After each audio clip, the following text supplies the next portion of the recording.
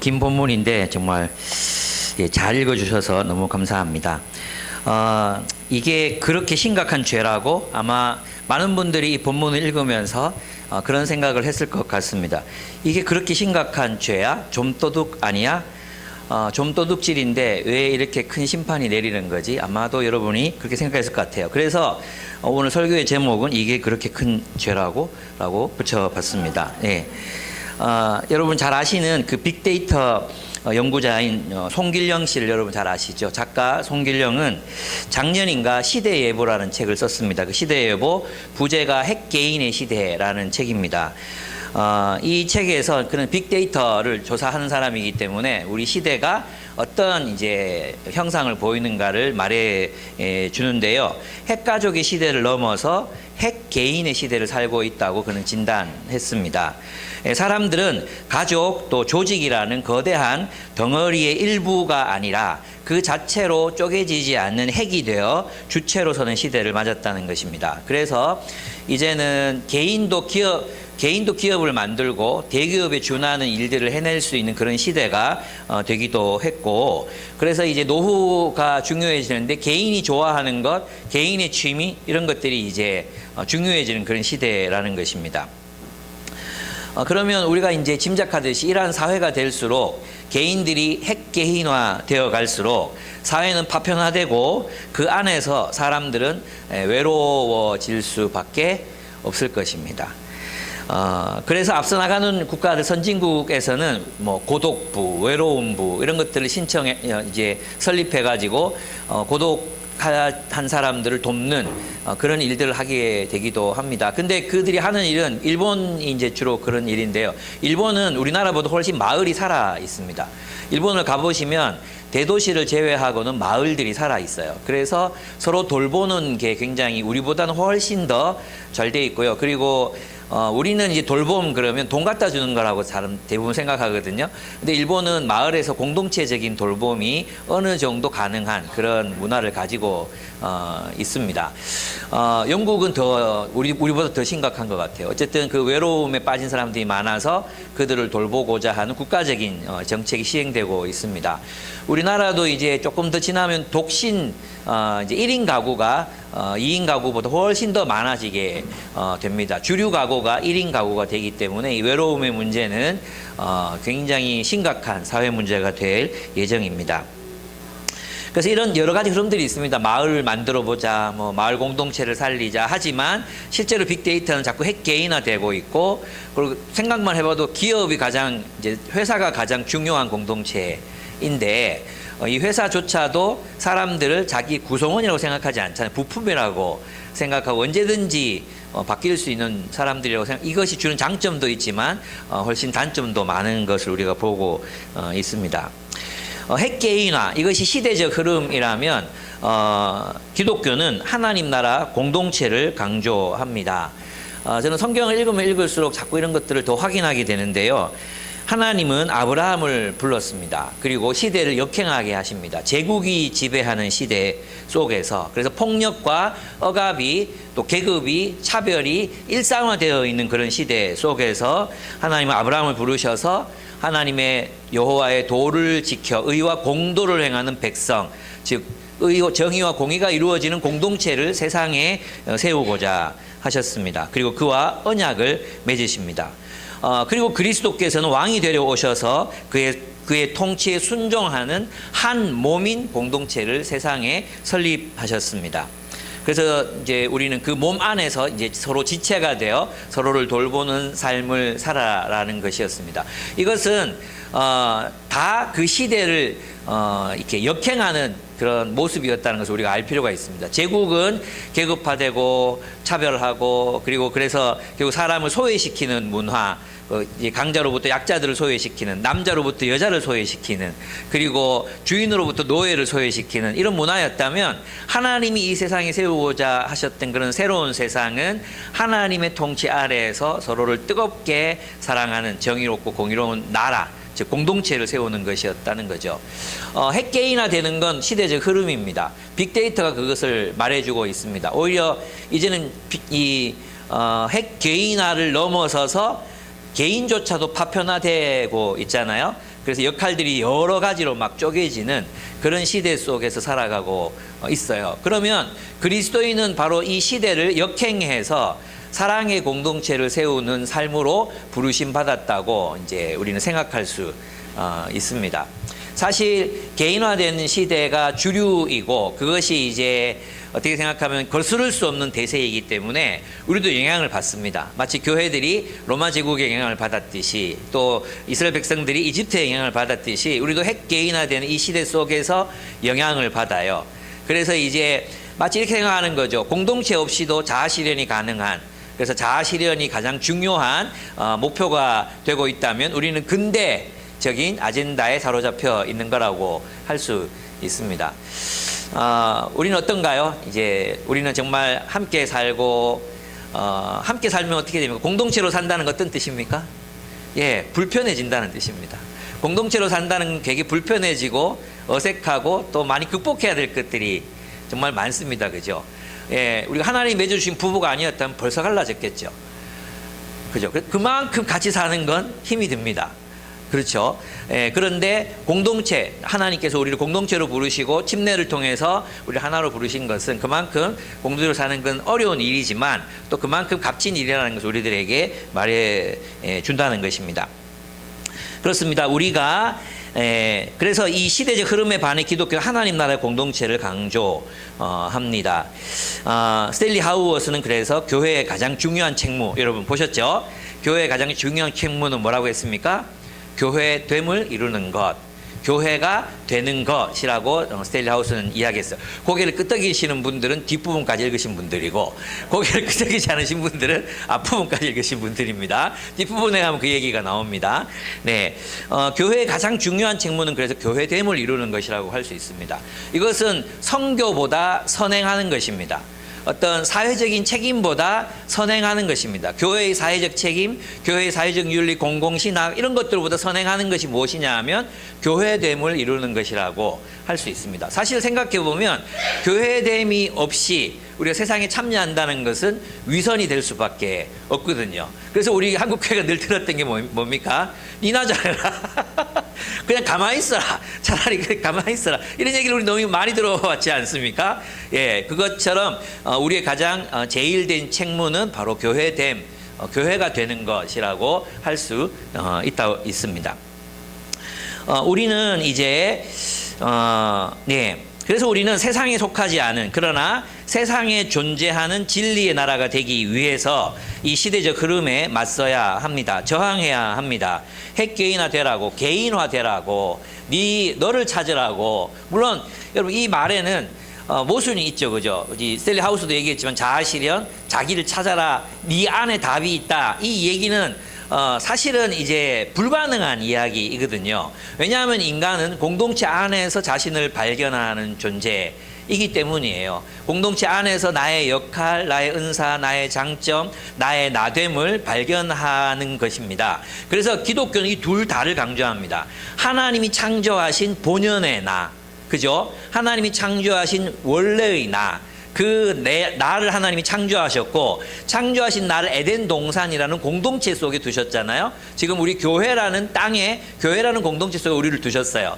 그래서 우리는 공동체 안에서 성숙을 이루어가고 또 그래서 성숙한 개인들이 있을 때 성숙한 공동체가 될 수 있습니다. 그래서 이 둘은 서로 모순되는 개념이 아닙니다. 그래서 성숙한 공동체를 이루기 위해 우리는 우리 성도들을 훈련시켜야 합니다. 훈련시켜서 어떻게 해요? 함께 살아갈 수 있는 존재, 연대하고 사랑할 줄 알고 용납할 줄 알고 서로를 품을 줄 아는 그런 존재로 훈련하는, 그게 제자 훈련이거든요.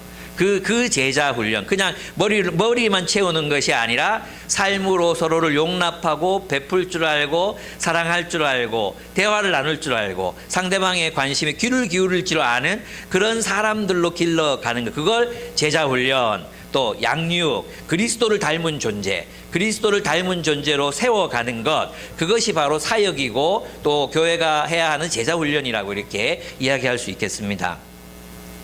그래서 우리는 성숙한 개인, 우리는 교회라는 새로운 사회 공동체 안에서 성숙한 개인이 되어가고 성숙한 개인이 되어 우리 주님의 충성하는, 우리 주님께 충성하는 사랑의 공동체를 세워가야 합니다. 여러분, 이것이 곧 이제 그리스도인의 삶의 목적이라고 할 수 있습니다. 아브라함을 부르신 것처럼 예수께서 하신 일이 무엇이었습니까? 예수께서는 제자들을 불러서 새로운 공동체를 세우시고, 그리고 그 제자들은 사도들이 되어 온 세상으로 나아가 또 교회를 세웠습니다. 하나님 주님이 우리를 사랑하신 것처럼 서로 사랑하는 사랑의 공동체들을 세웠다고 할 수 있습니다. 지금도 마찬가지로 그들은 제국의 한복판, 폭력의 지배가 난무하는 제국의 한복판에 그런 공동체를, 사랑의 공동체를 세워야 했다면, 지금 우리는 핵개인화되는 이 시대 속에 서로를 돌보는 돌봄 공동체를 세상 속에 교회 안에서 세워가야 하는 게 우리의 주된 책무라고 할 수 있습니다. 바울은 이 일을 위해 목숨을 걸었고 목이 잘렸습니다. 사도들은 이 일을 위해 살다가 그들은 순교당했습니다.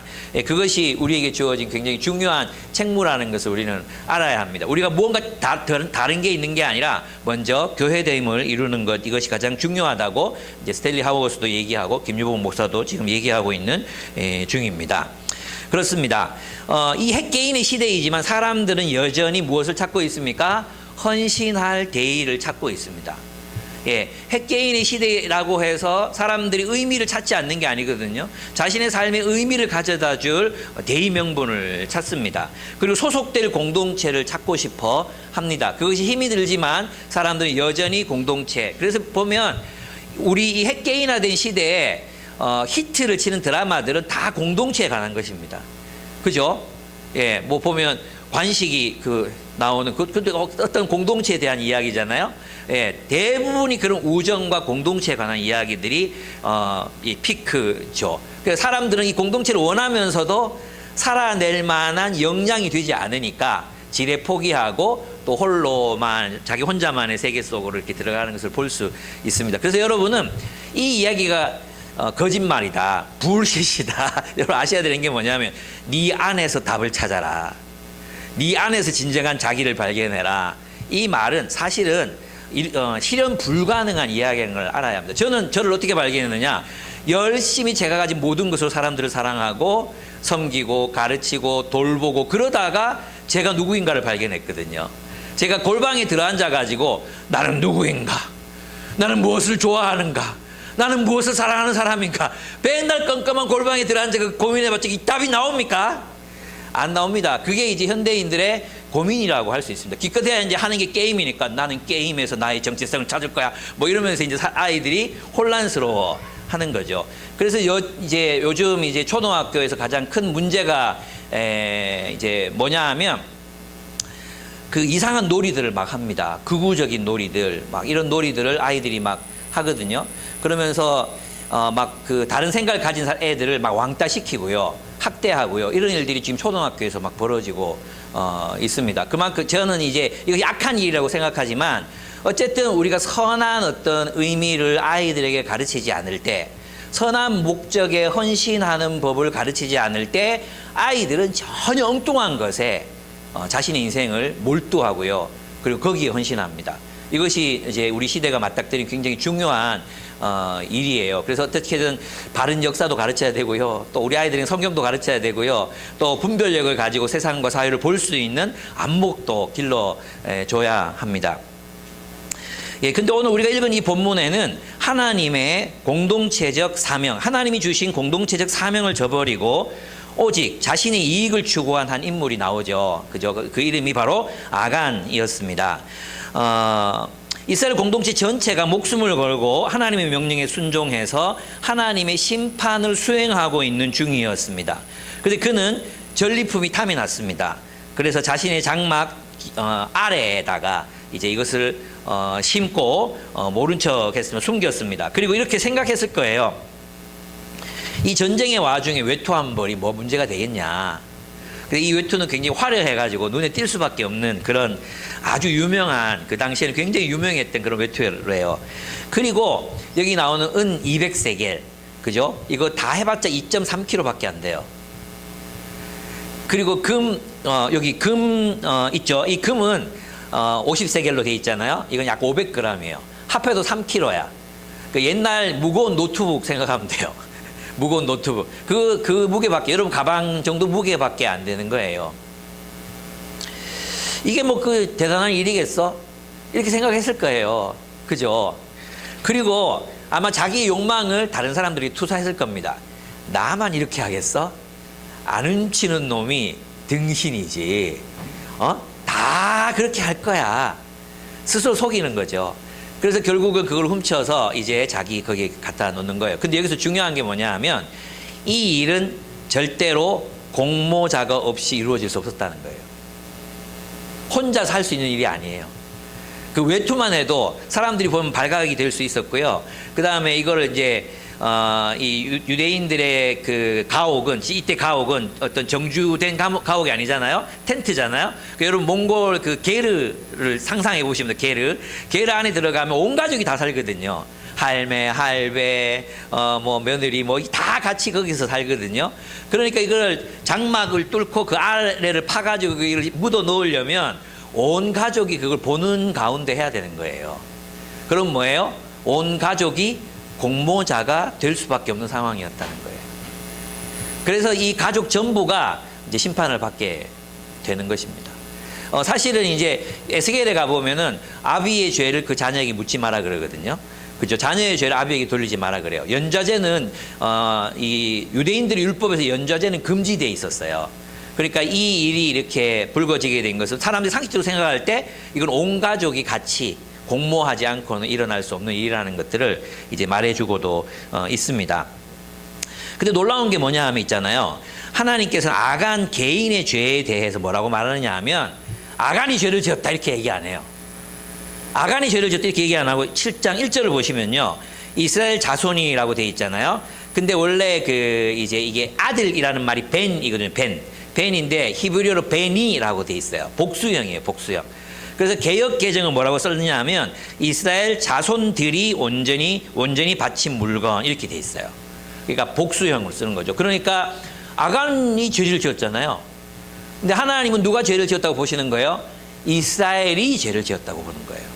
이스라엘 전부가 그 죄에 가담했다 이렇게 보는 거예요. 그러니까 우리는 우리 개인주의 시대를 살아가고 있는 또 핵개인화된 시대를 살아가고 있는 우리에게는 아니 아간만 처벌하면 되지. 왜 아간의 죄 때문에? 사실 아간은 자기만 죄를 짓고 전쟁이 패하게 한 게 아니라 36명이나 죽거든요. 그 죽음에 대한 책임이 아간에게 있는 거예요.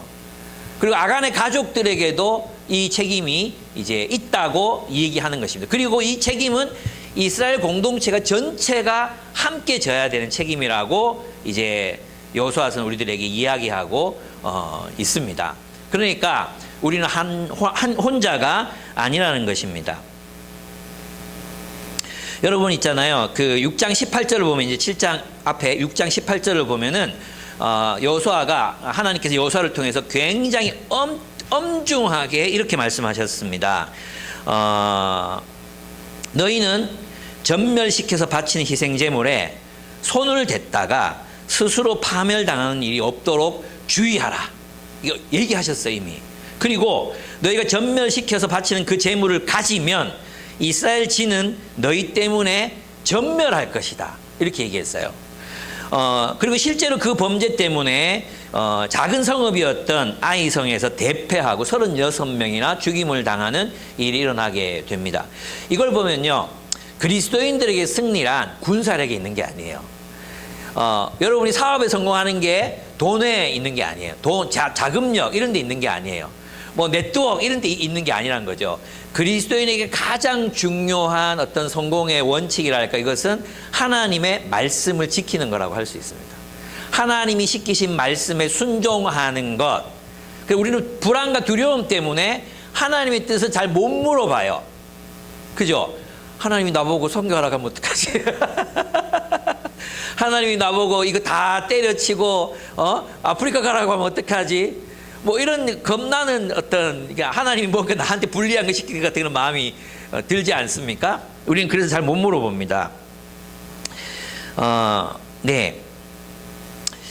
처음에 이스라엘은 있잖아요. 이런 일을 하면서 이제 하나님을 원망합니다. 7장 7절에 보면은 여호수아가 아뢰었다. 이제 원망스럽잖아요. 예. 요단 동편 거기에는 풀도 많고 이스라엘 유목민들이었으니까 거기서 그냥 좁아도 거기서 다 살면 돼.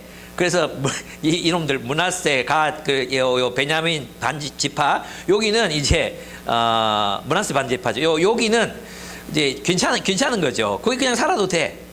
근데 하나님이 굳이 요단강 이제 요단강 지도를 보면요. 동편이 어디냐면 이제 북쪽이요, 북쪽. 요단 오른편. 여기가 요단 동편이라고 되어 있고, 그 다음에 해안 지역을 이제 요단 서편이라고 하거든요.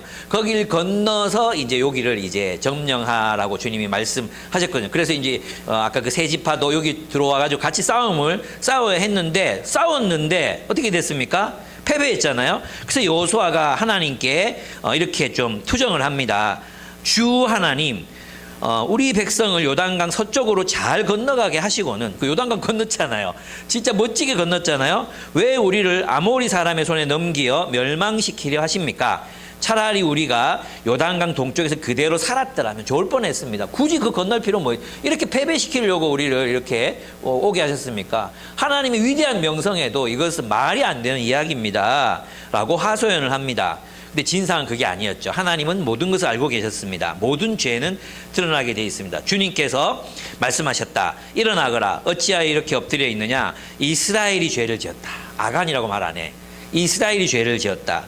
나와 맺은 언약 지키라고 명령한 그 언약을 그들이 어겼고 전멸시켜서 나 주에게 바쳐야 할 그 물건을 자기들의 재산으로 만들었다.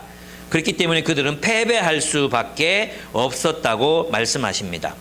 그리고 명령하시죠. 그들 가운데 여호와 하나님께 바쳐야 할 물건을 그 백성들 가운데 없애고 백성들을 성결하게 하라고 명령하십니다. 오늘 우리가 가진 상식과는 달리 한 사람의 범죄는 공동체 전체에 영향을 미친다는 것입니다. 여러분, 우리가 아무리 핵개인주의를 얘기하더라도요, 어떤 공동체 안에서 불미스러운 일이 일어나면 공동체 전체가 타격을 받습니다. 그죠? 공동체 전체가 타격을 받아요. 안 받을 수 없죠. 상처를 입습니다. 그래서 보면 고린도전서 6장 15절에서 20절을 보면 바울은 이 본문에서 성적인 죄에 대해서 이야기하거든요. 그게 개인의 일탈이다 이렇게 얘기하지 않습니다. 오히려 그리스도의 지체, 몸을 더럽히는 행위라고 얘기하는데 제가 읽어드리겠습니다. 고린도전서 6장 15절에서 20절입니다. 너희 몸이 그리스도의 지체인 줄을 알지 못하느냐. 그 나의 바디가 그리스도의 몸의 전체 일부라는 겁니다. 나는 개인으로 존재하는 게 아니라 몸의 구성원으로 존재한다는 겁니다. 몸의 지체처럼 존재한다는 것입니다. 그러면서 이제 바울은 이렇게 얘기합니다. 내가 그리스도의 지체를 가지고 창녀의 지체를 만들겠느냐? 결코 그럴 수 없느니라. 창녀와 합하는 자는 그와 한 몸인 줄을 알지 못하느냐? 나는 그리스도의 지체잖아요. 그리스도의 지체. 근데 우리가 누군가 이 창녀와 한 몸이 되는 순간 그리스도의 몸 전체가 창녀와 결합시키는 그런 죄를 짓는 거라는 거예요. 그러니까 그것은 몸 밖에 짓는 죄, 그리스도의 몸 밖으로 짓는 죄가 아니라 그리스도의 몸으로 짓는 죄가 되는 거죠. 그래서 이렇게 얘기하는 겁니다. 음행을 피하라. 사람이 범하는 죄마다 몸 밖에 있거니와 음행하는 자는 자기 몸에 죄를 범하느니라. 이렇게 되어 있어요. 그렇죠. 음행은 자기 몸에 죄를 범하는 게 아니고요. 공동체를 창녀의 몸과 하나가 되게 만드는 간음이다. 이런 거죠. 그러니까 이 말은 뭐냐 하면 우리가 그리스도인 개인으로서 일탈, 개인으로서 죄에 빠지거나 개인으로서 뭐 어떤 음행을 저지르거나 하는 것들이 우리 공동체를 그죠? 부패하게 하고 하나님의 심판에 놓이게 하는 저는 거죠. 그래서 여러분이 누군가가 이런 죄에 빠지는 것을 보면 아이고 참 민망해 이렇게 지나가면 안 되고 그죠? 우리 공동체의 문제이기 때문에 멱살을 붙잡고 이 새끼야 네가 돌았나? 지금 여기서 뭐 하고 있나? 뭐 이렇게 우리가 이제 막아야 된다는 거예요. 왜? 우리 전체의 문제이기 때문이라는 것입니다. 누군가가 경제적으로나 어떤 누군가 학대해 또는 뭐 착취하고 있어. 그죠? 그렇다면 그것은 그 사람 개인의 문제가 아니라는 거예요. 누군가가 누군가를 차별하고 있어. 누군가가 죄를 또 중독에 빠졌어. 누군가가 어떤 일을 하고 있어. 그거는 우리 모두의 문제라는 것입니다. 하나님은 우리를 보시면서 누군가의 일탈을 보고 야 누구야 이렇게 말씀하시기도 하지만 기쁨의 교회야. 너희가 어떻게 했다라고 보신다는 거예요. 그 말을 또 바꾸어 얘기하면 여러분들이 세상에 나가서 승리하잖아요. 승리 저 깨어라. 깨우세요. 저기 너무 일이 많아가지고 지금. 예. 그래요. 지금 잘 얘기하려고 그러는데 막 사람들이 막 술 먹이고 유혹하고 성적인 유혹하고 막 이렇게 하잖아요. 세상에 나가면. 요즘 많이 줄었지만 옛날에는 다 룸살롱에서 결제하고 룸살롱에서 계약 맺고 막 그랬거든요. 저희 아는 형님, 저희 이제 친척 형님, 이제 사돈 형님도 룸살롱 안 가고 어떻게 공사를 따냐. 다 그런 얘기 했어요. 예. 그런 시대, 지금도 그런 게 만연하고 있잖아요. 근데 노라고 하니까 사장의 비전이 내가 쟤를 타락시킬 거야. 내가 쟤를 꼭 술 먹이고 꼭 타락시킬 거야. 이런 세상 속에서 우리가 살아간단 말이에요. 근데 거기 넘어가면 우리 공동체 전부가 죄를 짓는 게 되는 거예요. 예. 그러니까 우리가 그런 자리에서 발견하거나 보게 되면 안 돼! 할 수 있는 사람들이 돼야 되고요. 그래서 우리가 이게 뭐냐 하면 스탠리 하우스가 얘기하는 게 그거잖아요. 누군가가 죄를 지었을 때 직면해야 된다고. 용감하게 그것을 직면할 수 있는 공동체가 되어야 된다. 이렇게 얘기하는 거예요. 왜냐하면 우리는 운명 공동체이기 때문에. 예. 그런데 이제 아까 그 얘기하려고 그러다가 민영 형제가 딱 거절하고 나는 그렇게 살지 않겠습니다. 이렇게 했을 때 그게 승리라는 거예요. 승리. 그건 기쁨의 교회의 승리라는 거예요. 하나님이 우리를 보실 때 와 너희가 이겼구나, 너희가 승리했구나라고 보신다는 것입니다. 저는 있잖아요. 여러분 너무 감동적인 게 우리 크리스마스 헌금을 이제 주명재 목사님한테 보내겠다고 광고 드리고 크리스마스 헌금을 조금 준비하라고 말씀드렸잖아요.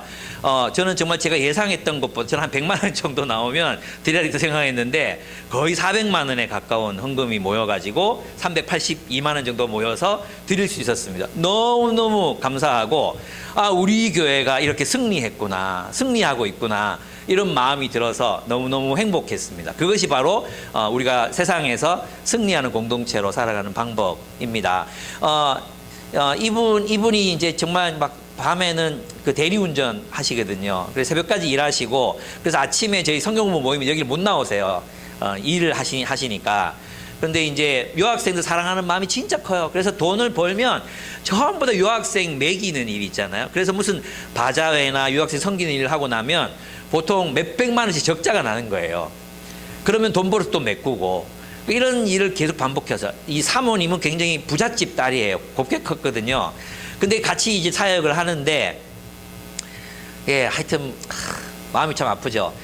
종강 유학생들 그 종강 예배라 가지고 아이들이 김치를 사모님이 담근 김치를 너무 좋아해 가지고 그 김치를 배달하려고 차에 싣고 가는 중에 그 다부 터널이 어둡잖아요. 그래서 들어가면서 보통 보면 낮에 들어가면 이렇게 껌껌은 잘 안 보이거든요.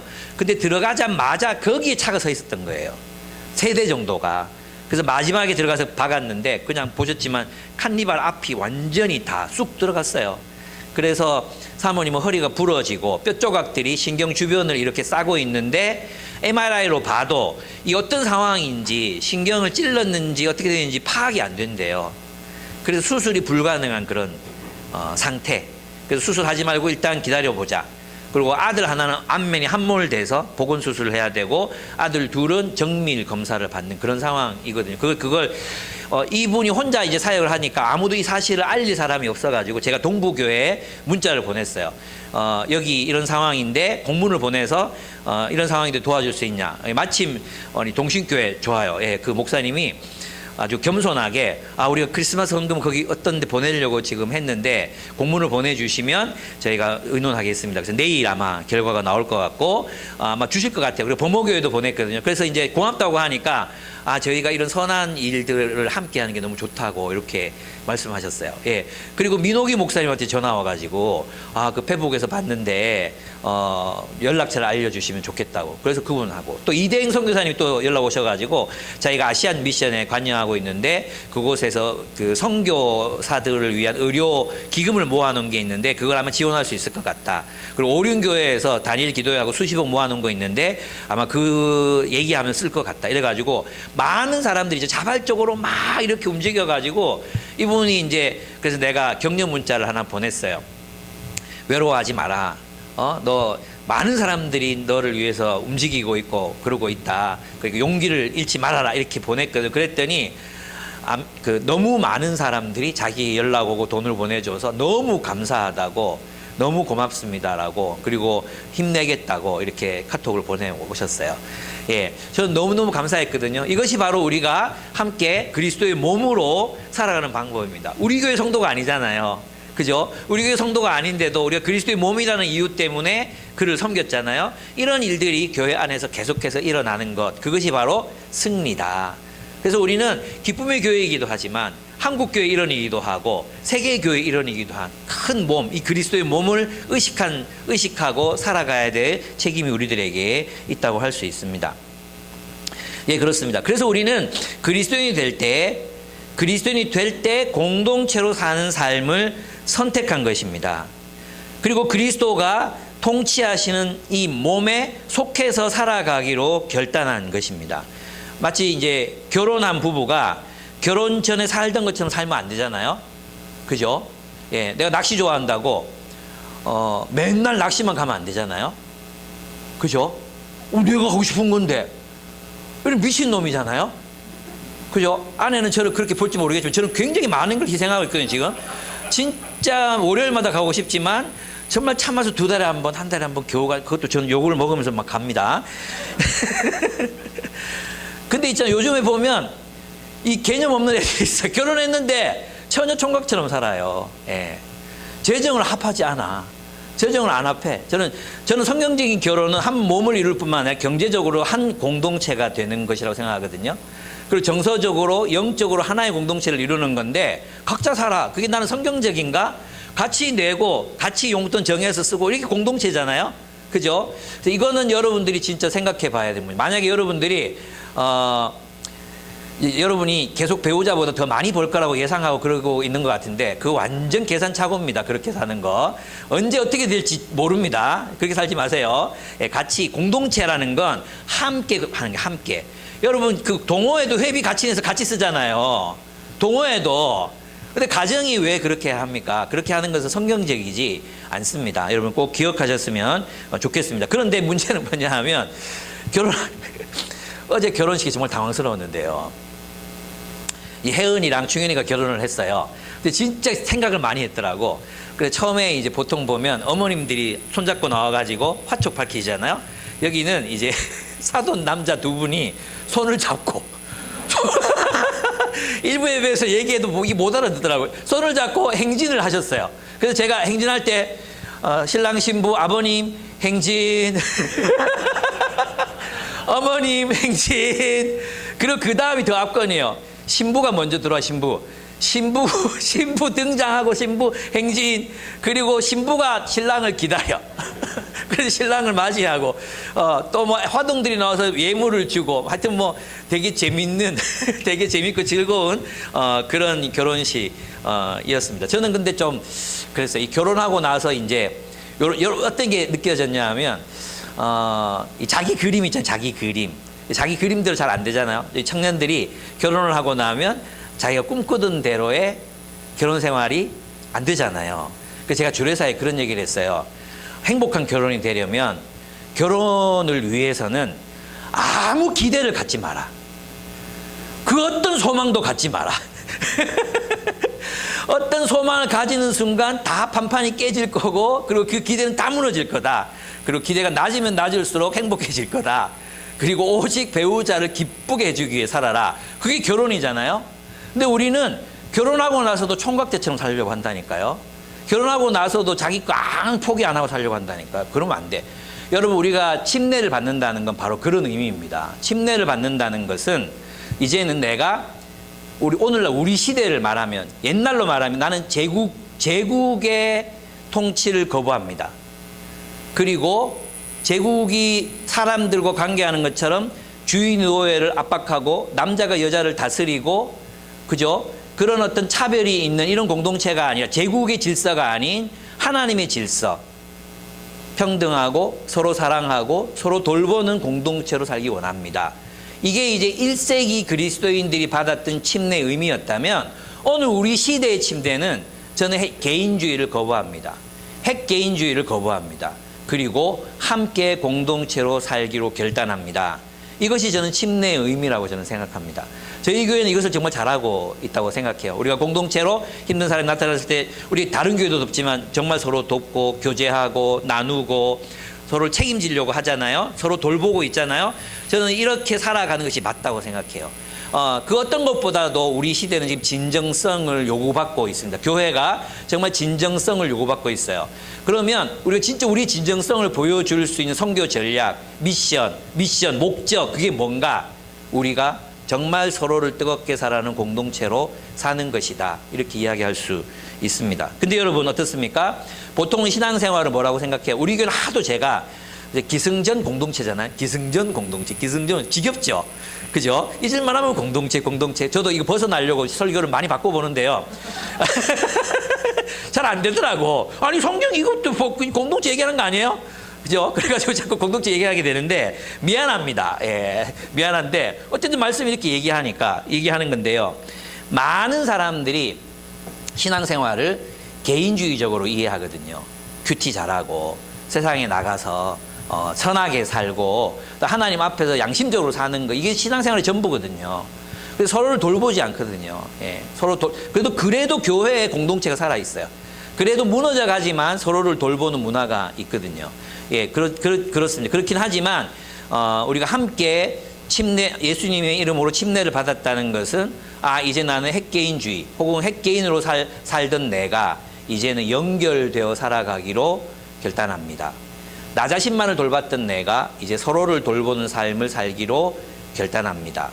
그리고 나의 이기적인 욕망을 따라 살던 내가 이제는 그 욕망을 희생하고 다른 이들을 섬기며 돌보며 나누며 살기로 결단합니다. 이것이 침례입니다. 이 침례, 우리가 정말 첫 번째 우리 교회가 함께 드렸던 그 침례에, 그죠? 뱀이 출연했잖아요. 꽃뱀이. 기억나십니까? 침례 주고 있는데 꽃뱀이 뭐 왔잖아요. 여러분들 막 소리 질렀죠. 그래, 이 꽃뱀이 여리고성 무너지는 것처럼 도망을 갔단 말이에요. 저는 그 한 장면이 정말 많은 걸 보여줬다고 생각해요. 예, 우리가 공동체로 살아가기로 결단할 때 뱀 같은 유혹이 우리를 유혹할 수도 있고 공격해 올 수도 있다. 다시 개인으로 돌아가고 싶고, 내가 굳이 뭐 남을 위해 살아야 되냐? 내가 왜 남을 위해 시간을 뺏겨야 되냐? 내가 왜 헌신해야 되냐? 뭐, 그죠? 나는 뭐 가정 없나? 뭐, 저는 그런 생각 안 해봤겠습니까? 예, 그렇습니다. 저도 그런 생각 해봤습니다. 그런데 결국은 하나님께서 우리를 부르신 부르심의 목적이 뭔가? 죽으면 천국 데려가는 건가? 아닌 것 같아요.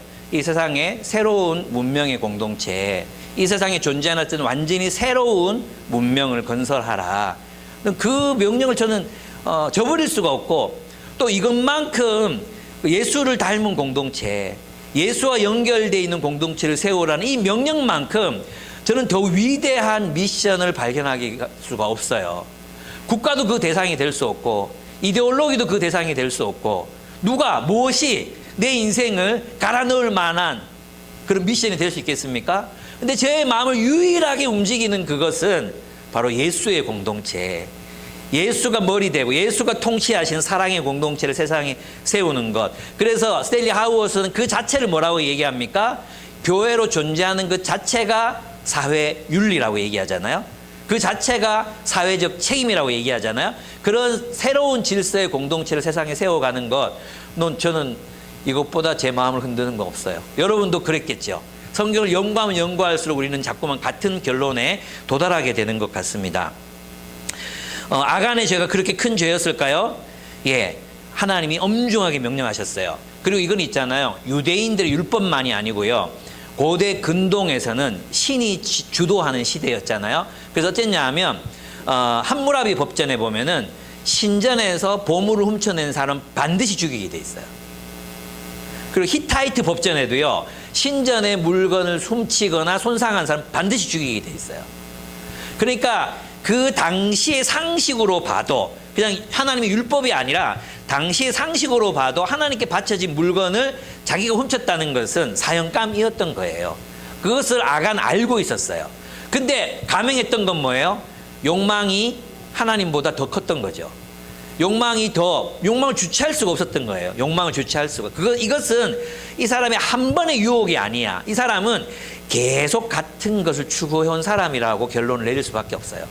예, 보통 이것을 보통 사람도 안 흔들려요. 그런데 늘 끊임없이 물욕에 시달려 온 사람은 이런 선택을 하게 되는 거죠. 그래서 이제 아간이 그렇게 됩니다. 그는 하나님의 명령을 무시했을 뿐만 아니라 하나님이 맡기신 사명을 왜곡합니다. 하나님의 심판 전쟁을 수행하고 있었는데 그 하나님의 선하고 위대한 전쟁을 타락시켜 버린 거예요.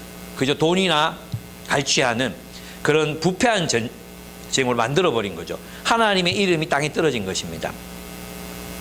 그렇습니다. 우리도 이렇게 하나님의 맡기신 사명을 왜곡할 수 있습니다. 제 주변에도 이런 분들이 좀 있거든요. 하나님께 우리가 맡긴 사명이 있잖아요. 근데 그걸 치부하는 전략으로 쓰는 목사들이 있거든요. 예를 들면 성경 그렇게 얘기 안 하는데 저도 그렇게 가르치면 좋겠는데 목사님께 잘하면 복을 받는다. 목사가 잘 살아야 니들이 복을 받는다. 그럴 수 있잖아요. 콧구멍만한 교회에 차는 벤츠예요. 차를 벤츠를 타고 다녀. 그럼 왜 이렇게 타고 다니냐? 목사가 하나님한테 복 받는 걸 보여줘야 성도들도 헌신하면 복 받는 걸 안다는 거예요. 도란 거 아이가 이 사람. 성경을 도대체 뭘로 읽었길래 이렇게 해석을 하는지 그런 분이 한두 분이 아니에요. 특별히 여러분이 내가 얘기했죠. 아바드 성경 공부라는 거 있어요. 이거 하는 사람들이 아바드 성경 공부 한다 그러면 무조건 이건 이단이라고 생각해야 돼요. 이 침례교인데 이 이단으로 정죄해야 되는데 하여튼 지금 우리가 힘이 없어요. 그렇습니다. 그래서 그리고 그는 이랬어요. 끝까지 회개하지 않습니다. 여러분 이 본문을 가만히 관찰해 보시면 즉결 심판을 한 게 아닙니다. 다음 날 합니다. 다음 날. 밤이 지나고 다음 날 아침에 모이라 그래요. 그러면 이 가족이 제정신 있는 사람이 한 명이라도 있었으면 어떻게 했겠습니까? 예. 요수한테 달려가가지고 엎드리고 한 명 데리고 가서 죽을 죄가 졌습니다. 우리 아버지가 잠깐 돌아간 것 같은데 이해해 주십시오. 해야죠. 그 밤이라는 시간이 있었어요. 우리 하나님이 어떤 하나님이냐면 아합이 성경에서 제일 악독한 왕이잖아요. 성경에 진짜 악독한 왕이 아합하고 므낫세거든요. 진짜 악독한 왕이에요. 근데 아합이 네 심판 받는다 그러니까 갑자기 겸손해져가지고 막 울고 재뿌리고 이렇게 하니까 하나님이 용서해 줘버려요. 아합이 내 앞에 겸비한 것을 보느냐? 우리 하나님이 좀 이상해. 제정신이 아니야. 아합이 겸손해졌다고 있잖아요. 그냥 그걸 그냥 용서해 줘버리고 므낫세가 또 그럼 내가 내가 그 자리에서 그냥 즉사시킬 건데 그게 또 봐줘요 그거를. 그러면 여기에서 보는 우리 하나님의 성품으로 보면 이 밤에 아간 식구들이 다 가가 진짜 죽을 죄를 했다고 빌면 저는 용서했을 것 같아요.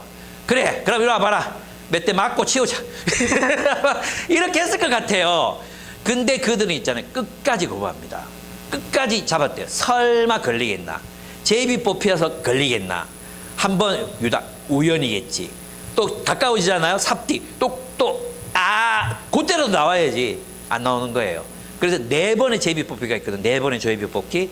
그러니까 이 모든 회개의 기회를 다 날려버리고 마지막에 결국은 고백이 아니라 자백하는 거죠. 증거 다 요즘 우리 보는 거 있잖아요.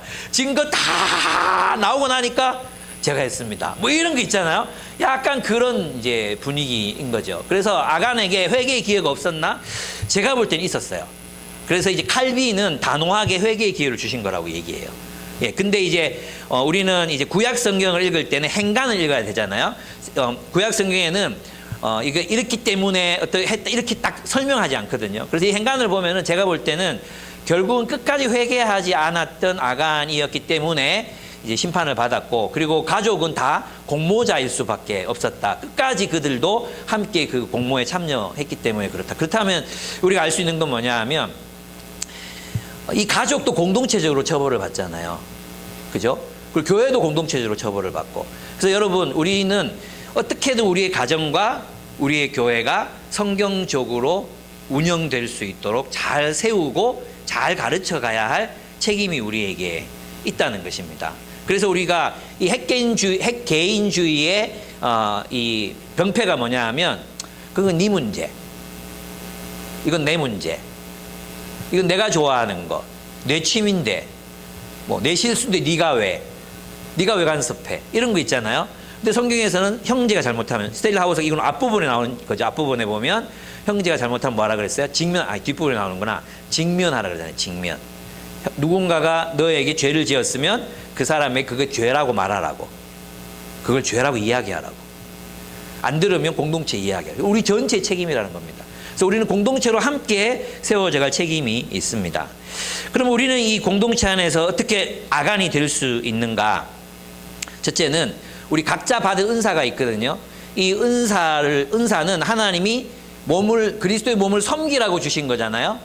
그래서 은사를 가지고 섬기지 않으면, 하나님이 주신 여러분의 직책, 그것들을 가지고 섬기지 않으면 우리 그리스도의 몸을 마비시키고 있고 병들게 하고 있습니다. 어쩌면 저도 여기 요즘에 여기가 막 결려가지고 이게 여기 왜 이렇게 아프지? 막 그러고 있거든요.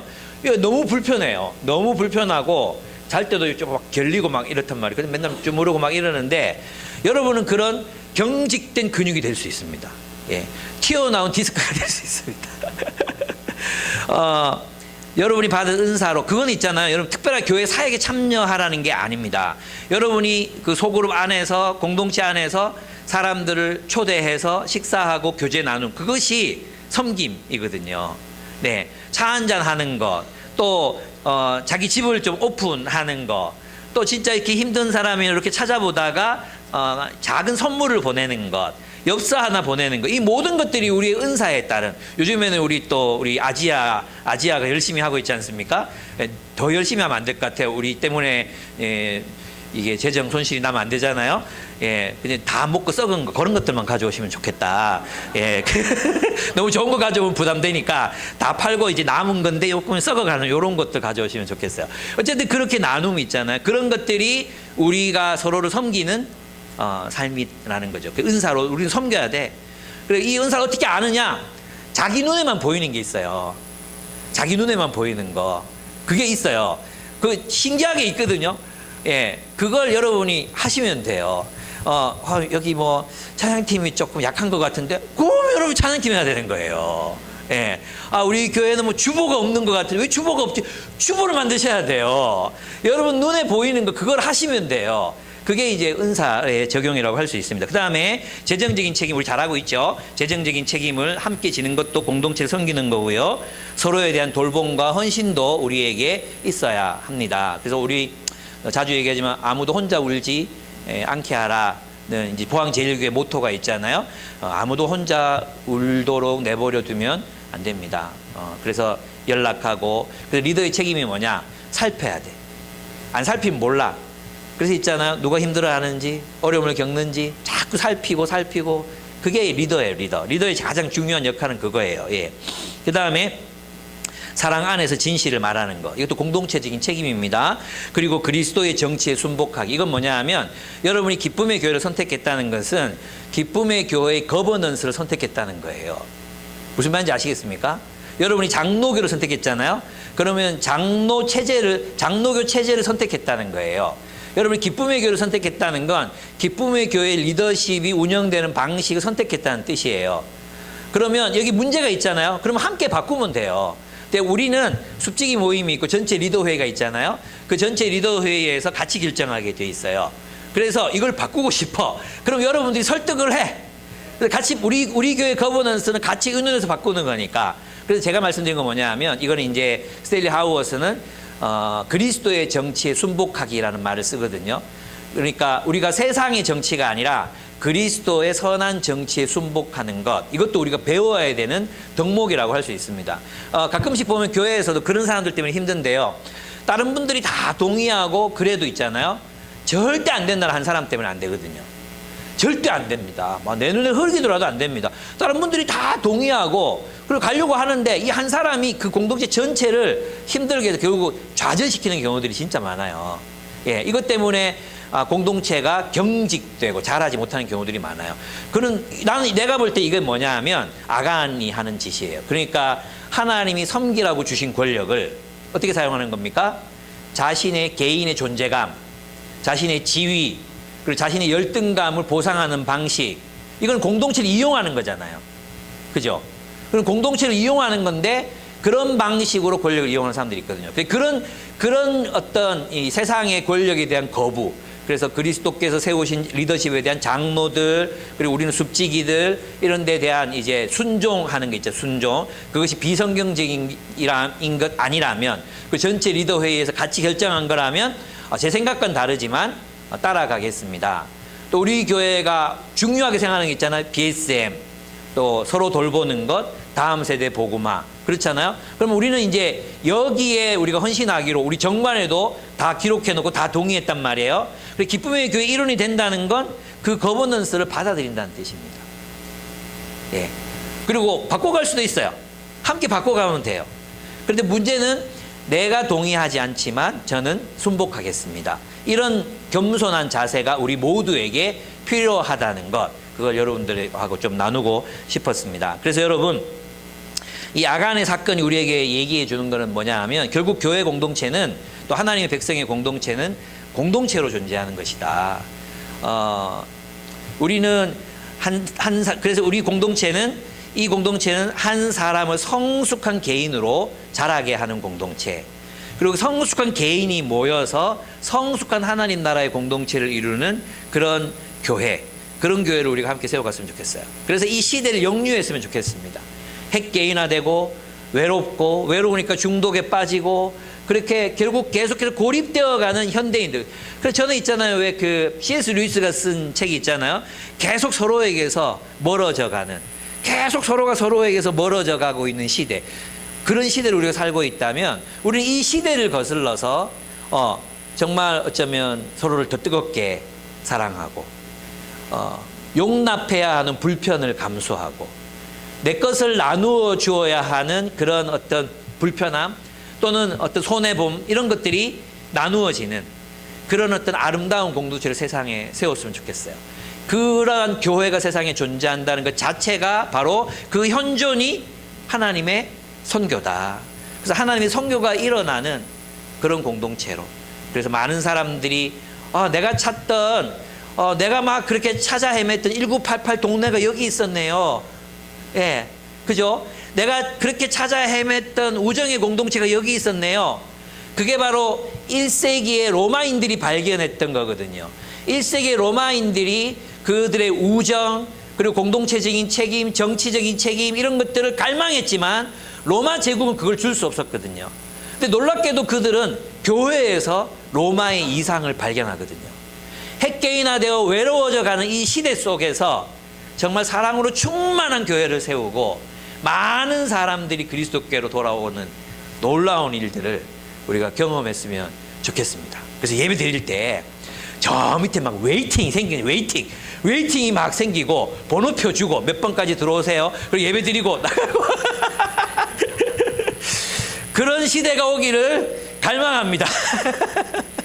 우리 함께 기도하겠습니다.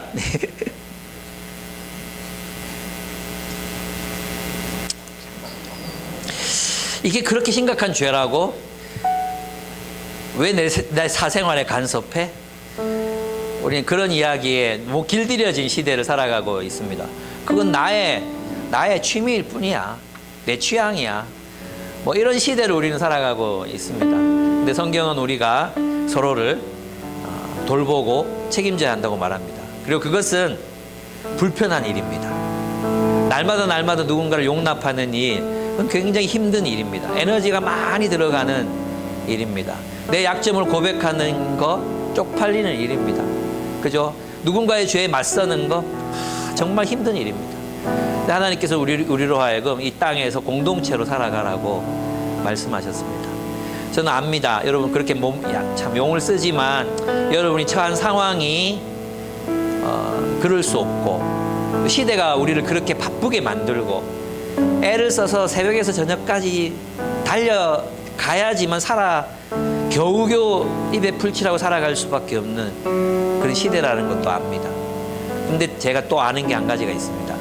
그렇게 어려운 삶이지만 마음 먹으면 문자 한 통 보낼 수 있고, 전화 한 통 걸 수 있고, 안부를 물을 수 있습니다. 우리가 할 수 있는 걸 하라는 겁니다. 뭐 무리해서 막 뭐 직장 그만두고 뭘 하는 이런 게 아닙니다. 정말 하나님이 허락하시는 대로 여러분이 하나님의 말씀에 순종하여 공동체로 사는 법을 배웠으면 좋겠습니다. 그리고 공동체로 잘 살아내었으면. 와서 주님 앞에 펼쳐 놓았다. 여호수아는 세라의 아들 아간과 그 은과 외투와 금덩이와 그 아들들과